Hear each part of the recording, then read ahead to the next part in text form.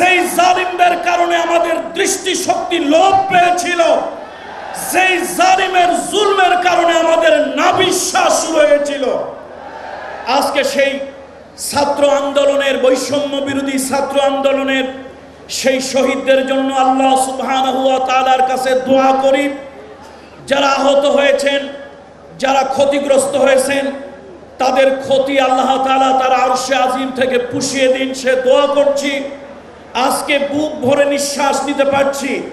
আমি তো মনে করি আল্লামার ইন্তেকালের পরে বাংলাদেশের জমিনে আজকে একটা নতুন ইতিহাস, একটা নতুন অধ্যায় সৃষ্টি হয়েছে। যেই সরওয়ার্দী উদ্যান নানান ধরনের উল্টা পাল্টা কাজে নিয়োজিত ছিল, আপনারা জানেন এখানে কেউ শিখা চিরন্তন জ্বালিয়েছিল। শিখা কখনো চিরন্তন হয় না। চিরন্তন, চিন্ময়, অব্যয়, অক্ষয়, চিরঞ্জীবী যিনি, শাশ্বত যিনি, তিনি হচ্ছেন আল্লাহ সুবহানাহু ওয়া তাআলা। আমরা এই সরওয়ার্দী উদ্যানে অনেক কিছু হতে দেখেছি। আজকে কালের সাক্ষী হলো, আজকে কালের সাক্ষী হলো বৃষ্টি স্নাত কদ্দমক্ত এই জমিনে আল্লাহর হাবিবের সিরাত আলোচনার জন্য একটা নতুন দিগন্ত, নতুন মুখ উন্মোচিত হলো। মুহাম্মদ রাসূলুল্লাহ সাল্লাল্লাহু আলাইহি ওয়াসাল্লাম তিনি শুধু একজন পয়গম্বর, ধর্মযাজক নন, তিনি রাষ্ট্রনায়ক, তিনি সমরনায়ক, তিনি ছিলেন বিশ্বের সর্বশ্রেষ্ঠ দার্শনিক, তিনি ছিলেন বিশ্বের অবিস্মরণীয় এক বৈজ্ঞানিক, যার তত্ত্ব, যার তথ্য, যার দর্শন আজকে সারা পৃথিবীর মানুষ চিন্তা গবেষণা করে হয়রান হয়ে যাচ্ছে। পৃথিবীতে মুহাম্মদ রাসূলুল্লাহ সাল্লাল্লাহু আলাইহি ওয়াসাল্লামের মতো আরেকজন মহামানব এখন পর্যন্ত পৃথিবীতে হয়নি, আর কিয়ামত পর্যন্ত হবেও না। যেহেতু সংক্ষিপ্ত কথা, আমার সংক্ষিপ্ত বক্তব্যে এটাই আহ্বান থাকবে আজকের এই জনসমুদ্রের কাছে। আসুন, অনেক নেতার মত দেখেছি, অনেক নেতার পথ দেখেছি। আমরা সকল নেতাদের প্রতি, এমনকি অমুসলিম যারা আছেন, পৃথিবীতে বিভিন্ন রিভলিউশন যারা করেছেন, নেতৃত্ব যারা দিয়েছেন, সেই সকল দার্শনিক নেতাদের প্রতিও শ্রদ্ধা রাখি। আমরা কাউকে কটাক্ষ করে, কাউকে ছোট করে, কাউকে ইনসাল্ট করে কথা বলি না, নিগলেক্ট করি না। তবে একটা বাস্তবকে বাস্তব মেনেই নিতে হয়। পৃথিবীর যারা ছিলেন অনেক নেতা দার্শনিক, চরিত্র উপরে ছিল ফিটফাট, মাগার ভিতরে ছিল সদরঘাট। কিন্তু একজন মহামানব, যার চরিত্রের সার্টিফিকেট আল্লাহ তাআলা আরশে আজিম থেকে দিয়েছেন, ওয়া ইন্নাকা লাআলা খুলুকিল আযীম, যেই নবীকে আঘাত করলে আরশে আজিমে আঘাত লাগে, যেই নবীকে গালি দিলে আল্লাহর আরশে গিয়ে ওই আলীর আঘাত, গালির আঘাত স্পর্শ করে।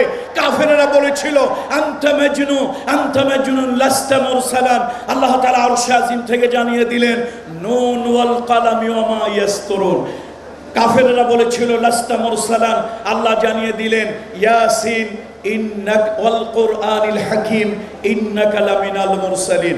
মুহাম্মদ রাসূলুল্লাহ সাল্লাল্লাহু আলাইহি ওয়াসাল্লাম তিনি সাদা কালোর ব্যবধান দূর করার জন্য, তিনি ধনী গরিবের বৈষম্য দূর করার জন্য, তিনি সমাজের নির্যাতিত নিগৃহীত মানবতার জন্য তিনি যা করেছেন, পৃথিবীতে কেউ এমনটি করতে পারবে না। তিনি মদিনার রাষ্ট্রনায়ক হলেন, তিনি মদিনার রাষ্ট্রপতি হলেন। তার সবথেকে প্রিয়, তার সবথেকে কলিজার টুকরা, তার কন্যা ফাতেমাতুজ জোহরা বাবার কাছে এসে বলেছিল, বাবা আমাকে একটা খাদেমা দিন, আমাকে একটা খাদেমা দিন, যে বাড়ির আমাকে সহযোগিতা করবে, একজন পরিচারিকা দিন। রাসূল আকরাম সাল্লাল্লাহু আলাইহি ওয়াসাল্লাম বলেছিল, মা আমি তো শুধু মসজিদে নববীর ইমাম নই, আমি তো শুধু নবী নই, আমি মদিনার বাদশা, মদিনার পরিচালক। সুতরাং এখন পর্যন্ত এতিমের ঘরে, অনাথের ঘরে, বিধবার ঘরে খাবার পৌঁছাতে পারি নাই।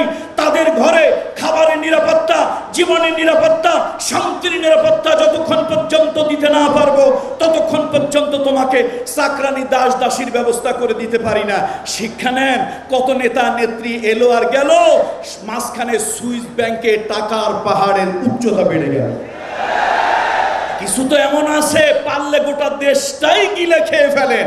সর্বশেষ আমার বক্তব্য থাকবে, যেই নেতা নবুয়তির 40 বছরের দায়িত্ব প্রাপ্ত হওয়ার আগে থেকেই এবং পরে কোনোদিন কোনো মিথ্যা, কোনো অসংলগ্ন, কোনো দৃষ্টিকটু কথা যিনি বলেননি। আসুন, পৃথিবীতে মানতে যদি হয়, জানতে যদি হয়, অনুসরণ করতে যদি হয়, পৃথিবী যদি সাজাতে চাই, এই অশান্ত পৃথিবীকে যদি শান্তিময় করতে চাই, কোনো নেতা, কোনো নেত্রী, কোনো ব্যক্তির আদর্শ দিয়ে নয়, মানবতার মহান বন্ধু, মানবতার মহান শিক্ষক মুহাম্মদ রাসূলুল্লাহ সাল্লাল্লাহু আলাইহি ওয়াসাল্লাম, তার আদর্শ দিয়ে পৃথিবী সুশোভিত হোক, সৌন্দর্যমণ্ডিত হোক। তাম পৃথিবীতে জাতি, ধর্ম, বর্ণ নির্বিশেষে শান্তির সুবাতাস বয়ে যাক, এই প্রত্যাশা রেখে আয়োজকদেরকে হৃদয় থেকে উষ্ণ অভিনন্দন। সরওয়ার্দী উদ্যান রাসূলুল্লাহ সাল্লাল্লাহু আলাইহি ওয়াসাল্লামের সিরাতের উদ্যান হলো একটা নতুন ইতিহাস, ইতিহাসে একটা নতুন অধ্যায় সৃষ্টি হলো। আল্লাহ তাআলা কিয়ামত পর্যন্ত থেকে চালু রাখুন। ওমা আলাইনা ইল্লাল বালাগ। আমাদের বাক শক্তিকে, আমাদের কথাকে, আমাদের বক্তব্যকে এরকম রুদ্ধ করেছিল যে আমরা খোলা ময়দানে, মাঠে ঘাটে কোনো সমাবেশ করার, মাহফিল করার অনুমতি পেতাম না। কথা ঠিক না ঠিক?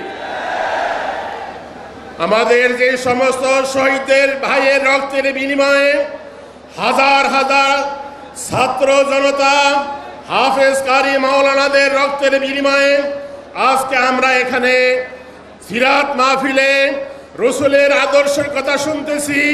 আমি আশা করি শুধু শুনলে হবে না, আজকে আমাদের ঐক্যের মাধ্যমে এই দেশের ভিতরে রসুলের আদর্শ বাস্তবায়ন করতে হবে। কথা ঠিক না ঠিক? এই স্বৈরা শাসন যেন আর আমাদের মাথার উপরে এসে ছায়া করতে না পারে, আমাদের সজাগ দৃষ্টি রাখতে হবে। সংগ্রামী ভাইরা, আপনারা জানেন যে ইসলাম জিন্দা হতে হয় হার কারবালা কে বাদ। কথা ঠিক না ঠিক? এদেশে অনেক ওলামায়ে কেরাম শাহাদাত বরণ করেছেন, অনেক ছাত্র জনতা শাহাদাত বরণ করেছেন। তারা এদেশে ইসলামী হুকুমতের গোড়ায় রক্ত দিয়ে আমাদের এই আন্দোলনকে বেগবান করেছেন। কথা ঠিক না ঠিক? আমি মনে করি এদেশে হাজারো শহীদ, হাজারো ছাত্র জনতার এই রক্ত বৃথায় যাবে না। আমরা আশা করি এদেশে ওলামায়ে কেরামের ঐক্যের মাধ্যমে এই দেশে ইনশাআল্লাহ আল্লাহ রসুলের এই সিরাত এই দেশে বাস্তবায়ন করা হবে ইনশাআল্লাহ। আমি সকলের প্রতি উদাত্ত আহ্বান জানাবো, আমরা আপোষের ভিতরে ভেদাভেদ ভুলে গিয়ে, আল্লাহ বলেছেন ওয়াতাসিমু বিহাবলিল্লাহি জামিআ ওয়া লা তাফাররাকু, তোমরা সকলে ঐক্যবদ্ধভাবে আল্লাহর রঞ্জুকে, আল্লাহর রসুলকে মজবুত করে ধরো। আমরা যেন সর্বস্তরের উলামায়ে কেরাম, হাফিজ হুজুরের আহ্বান ছিল এক হও নেক হও। আমরা কি এদেশে এক ও নেক হয়ে আল্লাহর আইন এবং রসুলের আইন বাস্তবায়ন করার জন্য প্রস্তুত আছে কিনা বলে? মুহাম্মদুর রাসূলুল্লাহ সাল্লাল্লাহু আলাইহি ওয়াসাল্লাম শ্রেষ্ঠ রাসূল, শ্রেষ্ঠ নবী, সাইয়্যিদুল কাওনাইন, খাতামুল আম্বিয়া। তার আদর্শ শ্রেষ্ঠ, তার আদর্শ তখন থেকে শুরু করে কিয়ামত পর্যন্ত বিদ্যমান থাকবে। আমরা জানি একটি সুখী ও সমৃদ্ধশালী, শোষণমুক্ত, জুলুমমুক্ত একটি জনকল্যাণকর রাষ্ট্র প্রতিষ্ঠার জন্য প্রয়োজন একদল বাহিনী। একটি দল, যে দল হবে রসুল পাক সাল্লাল্লাহু আলাইহি ওয়াসাল্লামের আদর্শে আদর্শবান। মানুষের মৌলিক অধিকারসমূহ, খাদ্য, বস্ত্র, বাসস্থান, শিক্ষা, চিকিৎসার ক্ষেত্রে রসুলের যে আদর্শ রয়েছে সেই আদর্শে তারা আদর্শবান হবে।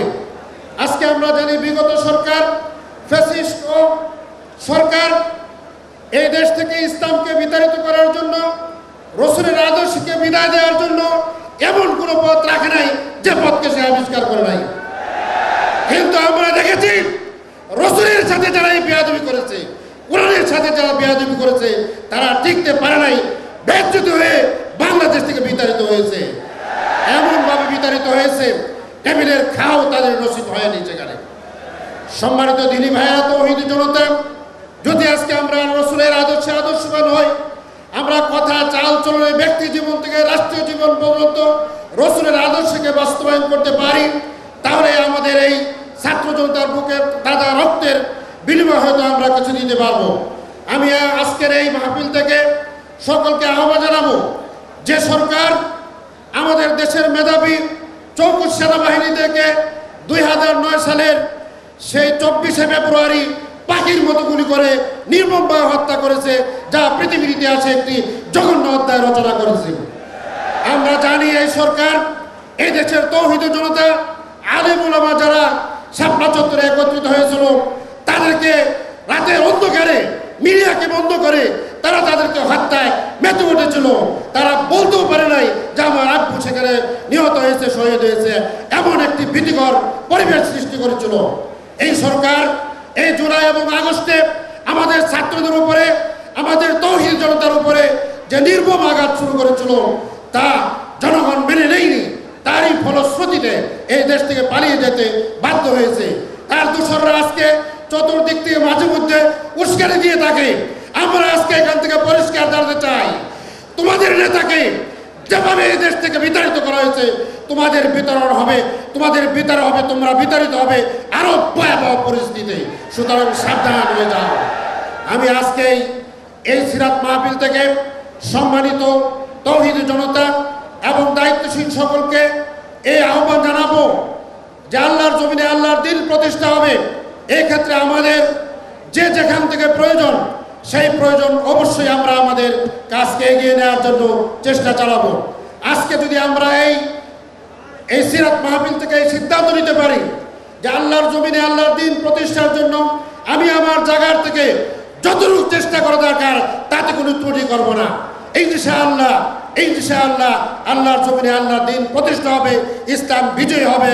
আল ইসলাম ইয়ালু ওয়ালা ইয়ালা, ইসলাম বিজয়ের বেঁচেই থাকবে। মানবাধিকার প্রতিষ্ঠায় রাসূলুল্লাহ সাল্লাল্লাহু আলাইহি ওয়াসাল্লামের অবদান বা ভূমিকা। আল্লাহ রাসূল সাল্লাল্লাহু আলাইহি ওয়াসাল্লাম গোটা ইসলাম দুভাগে বিভক্ত, একটি হচ্ছে হাক্কুল্লাহ আর একটি হচ্ছে হাক্কুল ইবাদ।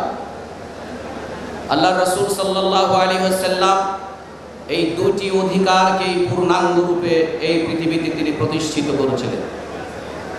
মুআয ইবনে জাবালের হাদিসে রাসূলুল্লাহ সাল্লাল্লাহু আলাইহি ওয়াসাল্লাম বলছেন, হে মুআয, তুমি কি জানো যে বান্দার উপরে আল্লাহর হক কি? তিনি বললেন, আল্লাহু ওয়া রাসূলুহু আ'লাম। রাসূলুল্লাহ সাল্লাল্লাহু আলাইহি ওয়াসাল্লাম বললেন, বান্দার উপরে আল্লাহর প্রাপ্তি এবং অধিকার হচ্ছে মানুষ আল্লাহর সাথে কাউকে শরীক করবে না। অর্থাৎ যে একমাত্র পূর্ণাঙ্গ নিরঙ্কুশ দাসত্বের জন্য আল্লাহ মানবতা এবং জিনকে সৃষ্টি করেছেন, সেই তাওহীদ প্রতিষ্ঠার মাধ্যমে আল্লাহর অধিকার প্রতিষ্ঠিত হয়। এই দায়িত্ব আল্লাহর নবীরা পৃথিবীর মানুষদেরকে বুঝিয়েছেন। দ্বিতীয়ত হচ্ছে মানুষের অধিকার। আমি বিশ্বাস করি যে আল্লাহর অধিকার যখন নিরঙ্কুশভাবে প্রতিষ্ঠিত হয় তখন তার অধীনে মানুষের অধিকারও সর্বাঙ্গীনভাবে প্রতিষ্ঠিত হয়।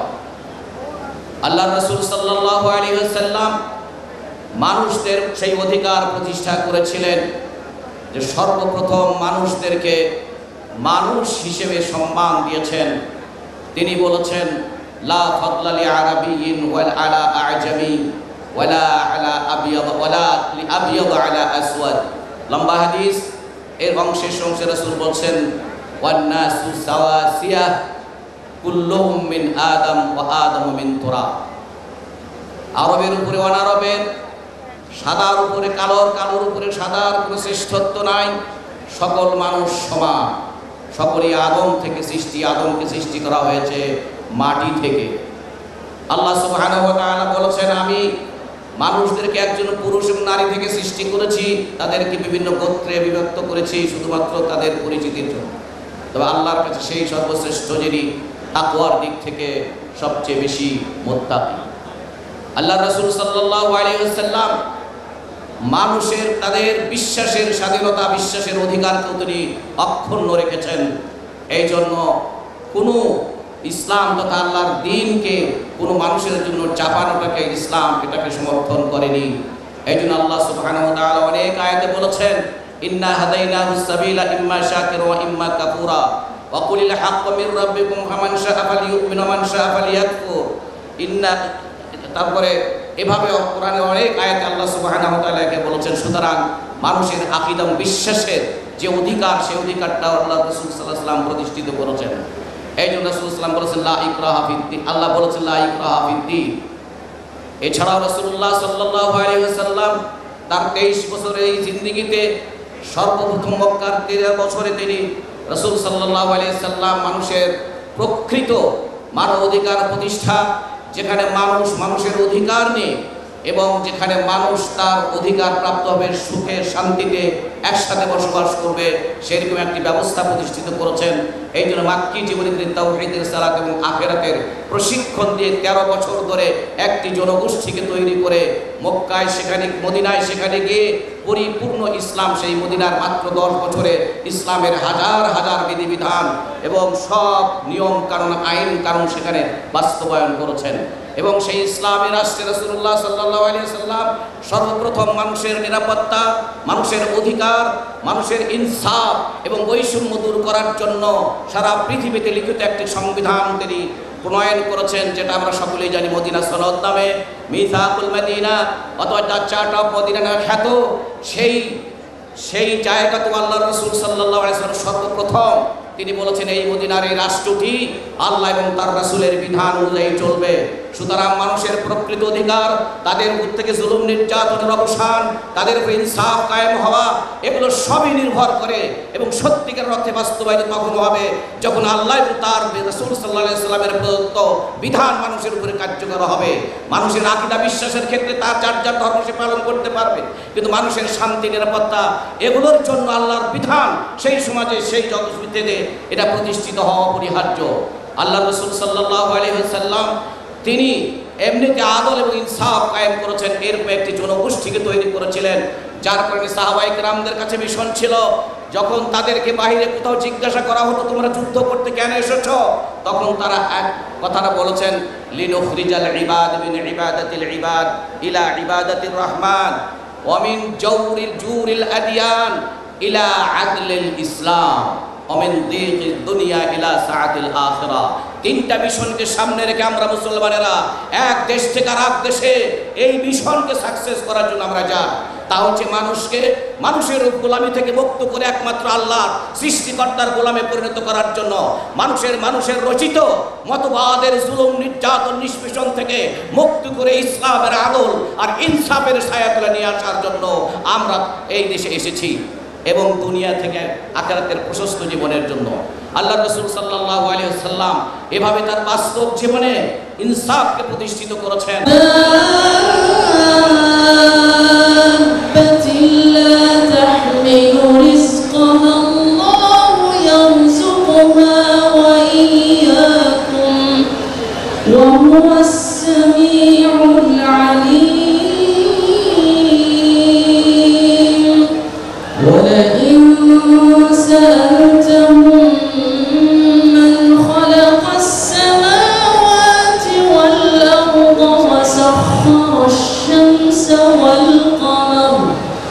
وسخر الشمس والقمر ليقولن الله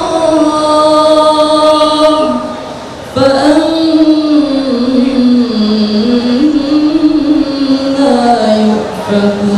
يؤفكون الله يبسط الرزق لمن يشاء من عباده ويقدر له إن الله بكل شيء عليم ولئن سألتهم من نزل من السماء ماء فأحيا به الأرض من بعد موتها ليقولن الله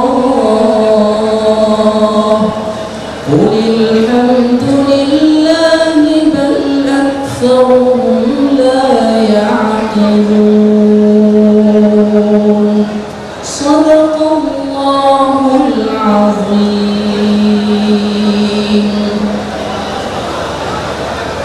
মাশাআল্লাহ।